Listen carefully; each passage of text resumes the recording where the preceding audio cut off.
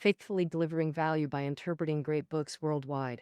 Hello, this is Sally with the Book Talk. Today we're exploring the book Madame Curie Biography. Marie Curie, known as Madame Curie, was born in Poland and began her scientific journey in France. She did groundbreaking research on radioactivity, called the Mother of Radium, and won the Nobel Prize twice in her life. Even today, she's still the symbol of outstanding female scientists. When encouraging women in science, people often say, "Do you want to be like Madame Curie? Such a world-famous figure." Of course, there are many biographies, but today's pick is the most influential and widely seen as the most comprehensive one about her. Its author is Eve Curie, Madame Curie's younger daughter. Madame Curie had two daughters. The elder, Irene, carried on her scientific work and won the Nobel Prize in Chemistry in 1939 with her husband, Frederick. And the younger daughter, Eve, loved art and literature from a young age and became a musician and writer. By the way, Eve's husband, Henry Lebouis, won the Nobel Peace Prize in 1965, meaning the Curie family has 5 Nobel laureates, totally unique globally. Clearly, Madame Curie wasn't just amazing herself, she was also a pro at raising kids. Eve's Madame Curie biography came out 3 years after her death in 1937 and was a hit with readers right away. Translated into 27 languages, published worldwide with 320,000 words. So the 27 chapters focus on Madame Curie's work spirit and achievements, plus her private letters, diaries, and the author's first-hand observations as her daughter. So this biography is packed with info and full of heart. What talents and traits made Madame Curie a top female scientist? And how did she achieve such success in both career and family? You'll find all that in this Madame Curie biography. We'll cover Madame Curie's great life in 3 parts. First, her growing up years and experiences in Poland. Second, how did Madame Curie become an outstanding scientist? Third, beyond scientific research, what other outstanding qualities did Madame Curie possess? Let's start by learning about Madame Curie's youth in Poland. Madame Curie's original name was Maria Skłodowska, born in Warsaw, Poland in 1867. She was the youngest of 5 children in a middle-class family. Her parents were teachers, so the household always valued learning. Maria was very smart from a young age. At 4, she taught herself to read, astonishing her parents. In elementary school, she was 2 years younger than her classmates, but topped all subjects. From elementary to high school, she was a brilliant student, often praised by teachers for her extraordinary talent. But honestly, this wasn't too unusual in the Skłodowska family because her siblings also excelled academically. Almost everyone was top of their class. In such a family of high achievers, Maria mastered all subjects with ease. At that time, Maria didn't show much interest in science. Instead, she was passionate about humanities like literature and philosophy. In her teenage diaries, there wasn't much on math or science, but plenty from a literary girl. German and Polish poems, Russian philosophy papers, illustrations from La Fontaine's fables, and excerpts from Renan's Life of Jesus. Like all little girls, Maria loved to play. The year after graduating high school, she did practically nothing. She just traveled and played in the Polish countryside. At yours, she learned rowing, swimming, horseback riding, and dancing. At dances, she could wear out a pair of soft-soled leather shoes in one night. If we must find some exceptional trait in young Maria, something related to her later achievements, it might be her focus. Young Maria had a gift. When she was reading, nothing around could disturb her. Once, while she was reading, her 2 sisters played a prank, building a tall pyramid of chairs around her. After building it, the sisters stepped back, laughing, waiting to see the joke. However, they waited a long time. Maria didn't notice anything until she finished the book. When she looked up, the pyramid collapsed with her movement, and she stood there stunned, like a sleepwalker suddenly awakened. 86, black sack. After finishing secondary school, Marie hoped to study abroad in France someday. Back then, France held great appeal for Polish youth. But Marie's family couldn't afford to send all their children there. So what could they do? Marie and her older sister Bronia came up with a mutual support plan. Bronia would go to France first while Marie worked in Poland, sending money regularly. After Bronia completed her studies, it would be Marie's turn to go to France with Bronia's support. So Bronia went to Paris to study medicine. Meanwhile, Marie became a governess in a Polish village called Shuki. After work, she continued studying various subjects, basically reading whatever books she could get, and had to self-study since no one locally could guide her. The book quotes a letter young Marie wrote to her cousin about her studies. She read several subjects simultaneously because focusing on one topic tires me. My poor little head is overworked. When I can't absorb reading, I solve algebra or trigonometry problems. They demand focus and bring my energy back on track. Years later, Bronia wrote from Paris saying she'd finished her studies and could now fund Marie's education. Yet Marie declined her sister's offer. Why? Because she was recovering from heartbreak and had lost interest in everything. While working as a governess, she'd fallen in love with Casimir, the eldest son of her employer's family. But Casimir's parents strongly opposed the relationship. Proud Marie immediately ended the romance and returned to Warsaw from Shuki, Casimir's 17th sky. For a long time afterward, she was depressed. She wrote Bronia a despondent letter explaining why she no longer wanted to study in France. And she wrote, "I've always been foolish. I am foolish now, and I fear I'll remain foolish forever. As the saying goes, I never had luck, I don't have it now, and I'll never have it. I dreamed of going to Paris like one dreams of soul salvation. I dreamed it, but that dream left me long ago." That year, Marie was 24. It seemed she'd stay in Poland, do ordinary work, and live an unremarkable life. But fate brought a magical turning point at this moment. Marie had a cousin who ran a lab. He told her she could come play there if interested. So Marie walked into a science lab for the first time in her life and instantly fell in love. Heartbreak and self-pity vanished. After that, she went to that lab whenever free. She conducted physics and chemistry experiments until late at night, leaving reluctantly. Back home, intense excitement kept her awake, dreaming of test tubes, electrometers, and precision balances. For over 20 years, she'd loved learning, with broad interests, but never knew her true calling. Now, a clear light emerged, a lifelong pursuit. Writing to Bronia again, Marie seemed reborn. She wrote urgently, "Paris would bring me great joy, heal my spirit from the summer's harsh trials, and profoundly impact my life. Please write back immediately." In autumn 1991, Polish girl Maria Sklodowska arrived in Paris, enrolled at the Faculty of Sciences.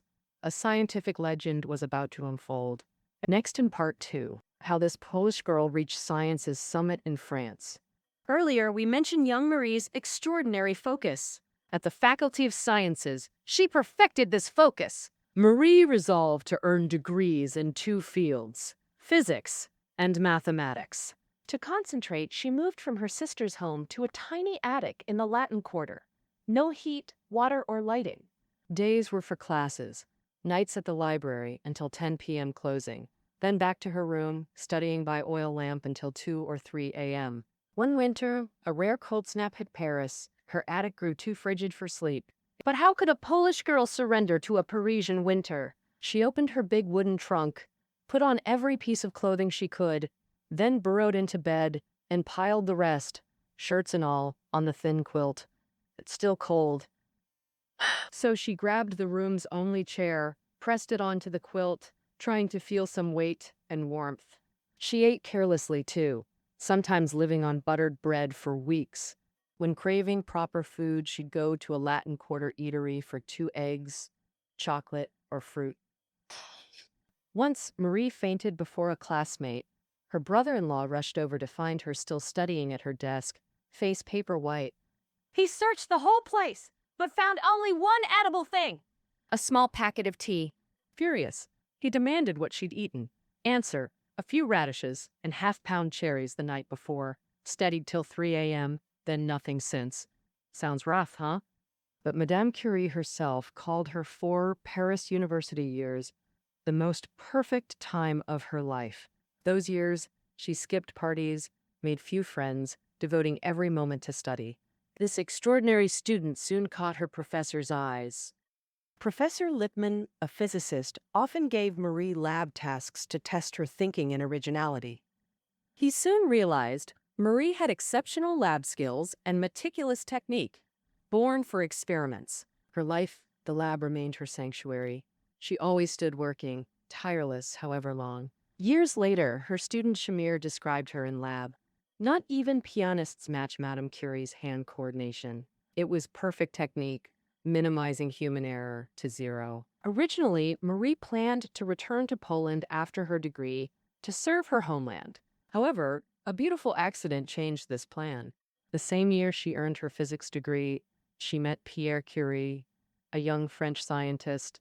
They fell in love at first sight and married in July 1895. At 28, Maria Sklodowska became Madame Curie and stayed in France ever since. A year later, Madame Curie's first child, Iran, was born.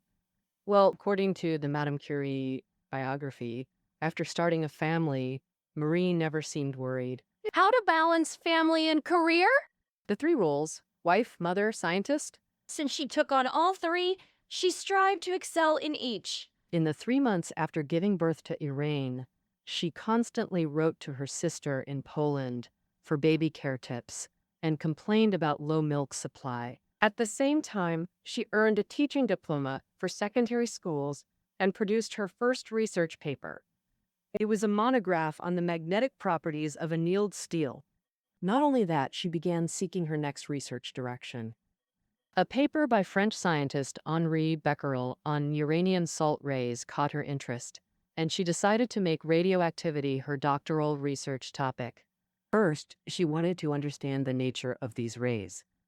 To do this, she invented a method to measure the ionizing power of uranium rays.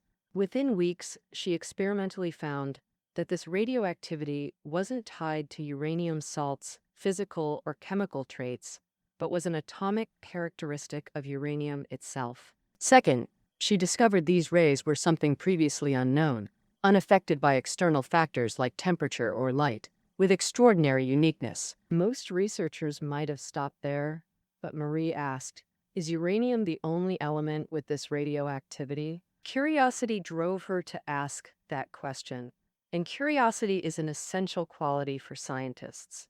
To find the answer, she decided to examine all pure elements and compounds, tirelessly testing every substance she could find with an electrometer. Soon, she found that thorium compounds also emitted rays, with intensity comparable to uranium. An even more important discovery followed. She detected that pitchblende ore had radioactivity far exceeding normal levels of uranium or thorium. In 1997, after experiments, she proposed 2 unknown radioactive elements in pitchblende. She and Pierre named them polonium and radium, polonium honoring her homeland Poland. Next, she needed to extract these elements. Pierre paused his crystal research to join Marie's work full-time. They bought tons of pitchblende residue from St. Joachimsthal in Bohemia and convinced the Paris physics school director to lend them a lab space. But calling it a lab was generous. It was a shed in the school's backyard. Broken skylight, no flooring, just lumpy asphalt. The medical school once used it for dissections, but later deemed it unfit even for corpses. From 1898, this ramshackle shed became the Curie's lab, with roles split by expertise. Pierre focused on radium's properties. Marie handled chemical purification, meaning most heavy labor fell to her. While Pierre did delicate experiments inside, Marie stood outside in acid-stained clothes, stirring 20 kilograms of boiling material for hours with an iron rod, smoke burning her eyes and throat. Yet, just as Marie called her university years perfect, she described this shed work as the most thrilling years. She and her husband lived as if dreaming, devoted solely to their mission. After 5 years, they successfully extracted radium chloride and analyzed its properties. This magical substance, 2 million times more radioactive than uranium, emitted special gases, generated heat and light. Soon, radium rays were found to destroy cancer cells and shrink tumors. This shocked the world. After centuries fighting cancer hopelessly, radium offered the first real hope. The Curie's scientific achievements weren't just about discovering and refining a miraculous new element. They unveiled an entirely new kingdom of radioactive elements to humanity. Even just 5 years earlier, people believed the universe was made of fixed matter where elements never changed.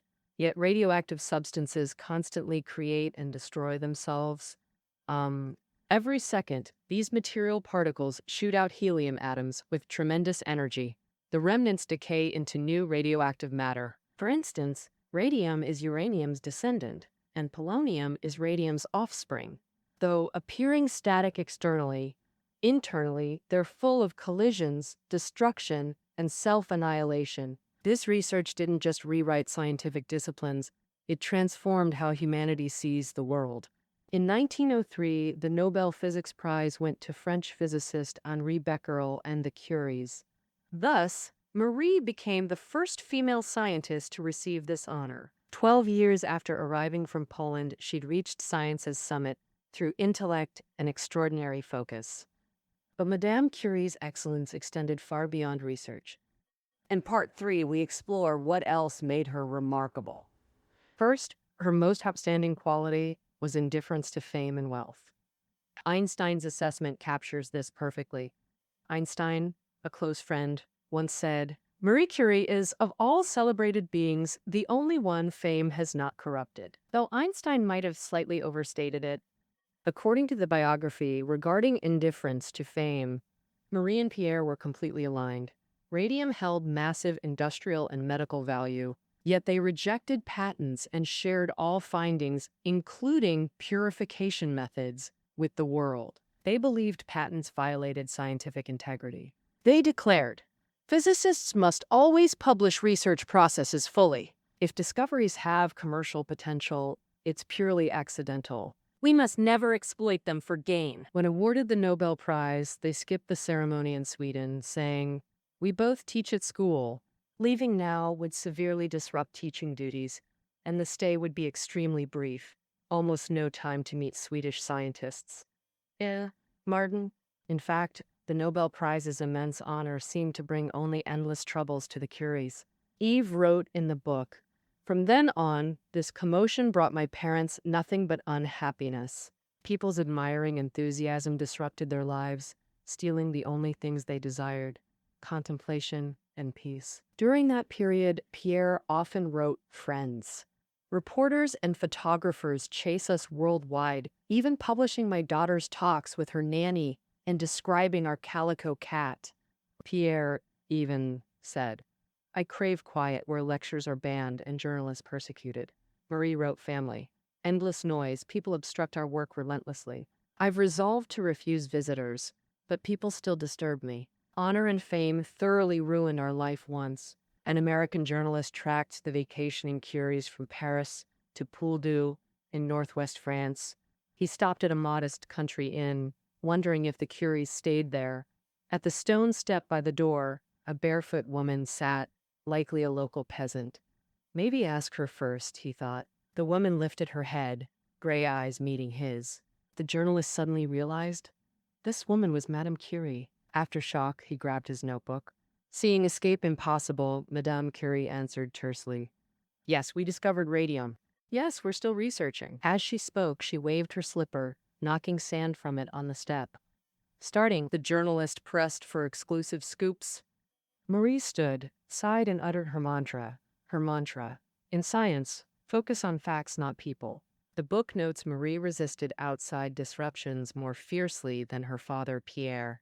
This stemmed from two reasons. First, Madame Curie likely had social anxiety. Crowds made her timid, flustered, even dizzy. If a stranger approached asking, "Are you Madame Curie?" she'd instinctively feel palpitations and reflexively reply, "You're mistaken." Second reason, Marie bore more responsibilities than her husband Pierre. Weighed down by duties, Pierre focused solely on work, while Madame Curie juggled research, household management, and raising two daughters. The book describes her life as walking a high wire. One more responsibility could shatter her hard-won balance. Now consider Madame Curie's other vital quality, resilience. On April 19, 1906, 3 years after the Nobel, Pierre Curie died in a carriage accident. Science lost a brilliant mind. Madame Curie lost her irreplaceable partner. She confided in no one, pouring grief only into her diary. The Faculty of Sciences appointed Marie to replace Pierre as substitute professor. This marked France's first female professor in higher education. Before this, she taught at a girls' secondary school. Next day, she wrote in her diary, "My love, I must tell you, the broom flowers you loved are blooming. Wisteria and hawthorn buds are swelling." And they appointed me to your position. Some fools actually congratulated me. In later years, she continued radioactivity research, publishing Treatise on Radioactivity and inventing radium weighing methods. Specifically, measuring radium's atomic weight via its rays, establishing its first global standard, and winning the Nobel Chemistry Prize for isolating metallic radium. Simultaneously, she nurtured her daughters. Early notes recorded her elder daughter's math brilliance and younger's musical talent, later becoming scientist and musician. She especially emphasized physical training, daily walks, gymnastics, and swimming, regardless of weather. Notably, Madame Curie had excellent physical fitness and strong athletic talent. In her 50s, she could still swim long distances in icy seawater. In fact, if not for her work in radioactivity research, her lifespan should have been long. Unfortunately, Madame Curie and her elder daughter Irene lived only to 67 and 69 due to long-term exposure to radioactive substances, while her younger daughter Eve, who didn't work in science and is the author of this biography, lived to 103. Back to Madame Curie's middle age. Eve wrote in the book that when Marie Curie was 44, Paris unleashed a wave of slanderous attacks. Marie suffered a mental breakdown, almost went mad, nearly committed suicide, and her health collapsed with a severe illness. This passage is abrupt and vague. In fact, this involves the darkest moment in Madame Curie's life. But Eve, out of love for her mother, simplified that past. 5 years after Pierre's death, Madame Curie fell in love with physicist Paul Langevin, but he was already a married man. Oh! In November 1911, Langevin's wife made public love letters Marie wrote to him, subjecting Marie to frenzied abuse. The media called her a Polish whore, saying she defiled the Curie name. People smashed her windows with stones and even threatened to kill her.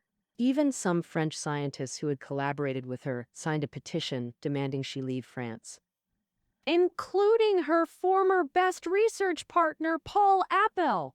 Ironically, around the same time, the Royal Swedish Academy announced Marie Curie's second Nobel Prize. However, this honor did nothing to lessen the attacks. Some even advised Madame Curie not to accept the prize for her reputation. Fortunately, some stood by Madame Curie. Einstein spoke out in defense of Marie and Langevin. He said, "If they love each other, no one should interfere." Paul Appel's daughter also stepped forward, angrily accusing her father. She said, "If you dare drive her away, I will never see you again." My father. She also said, if Marie Curie were a man, none of this would have happened. For 3 long years, Marie suffered severe physical and psychological crises, but she ultimately persevered and returned to work. After that, love never reappeared in Madame Curie's life. In her later years, she told her daughter, "In a world ruled by men, they see women's purpose as sex and reproduction." Regarding love, she often quoted a French writer, "It's not a respectable emotion." Madame Curie poured all her energy into research. The early 20th century saw physics enter a revolutionary era. And she actively participated. For example, the 1927 Fifth Solvay Conference in Brussels produced science's most famous photo, an unprecedented gathering of brilliant minds. Among 29 attendees, Einstein, Bohr, Planck, Schrödinger, Heisenberg, with Madame Curie as the sole woman. This photo crystallized her status. She was the only woman then standing at science's summit. By then, she no longer fiercely resisted interviews like in youth. She understood that while science should focus on facts, not people, the public, even governments, notice causes through personalities. Thus, she leveraged her influence to promote science, even visiting America twice. But deep down, crowds still terrified her. She struggled to control herself. At grand events, she maintained an image, pale, expressionless, detached. When free from travel, she'd work peacefully in Paris. Around 9 a.m. daily, she'd arrive at the Radium Institute, don a loose black lab coat, and enter her laboratory, where worldly concerns vanished. This was her earthly paradise. This continued until summer 1934, when 67-year-old Marie Curie entered Saint-Salem's Sanatorium in Haute-Savoie, passing on July 4th. Before dying, she didn't call family names, but murmured, "Sheets." The chapter arrangement should be, "I've been considering that publication." Doctors diagnosed aplastic anemia, bone marrow failure likely from lifelong radiation exposure. In other words, this great scientist died from her life's most important achievement. Her brother Joseph and sister Bronia came to Paris for the funeral, scattering Polish soil in her grave. A year later, the book she'd obsessed over before dying was published, titled with a simple word. Radiology became the foundational work for the science of radioactivity. With this, we've covered the main content of the Madame Curie biography. In his eulogy, Einstein said, "The significance of first-rate figures lies more in their moral character than their intellectual achievements. Her strength, purity of will, self-discipline, objectivity, and incorruptible judgment, all these rare qualities, united in one person." If even a fraction of Madame Curie's moral strength and passion existed among European intellectuals, Europe would face a brighter future. All right, that concludes our reading of Madame Curie's biography. Study notes are below the audio. See you next time.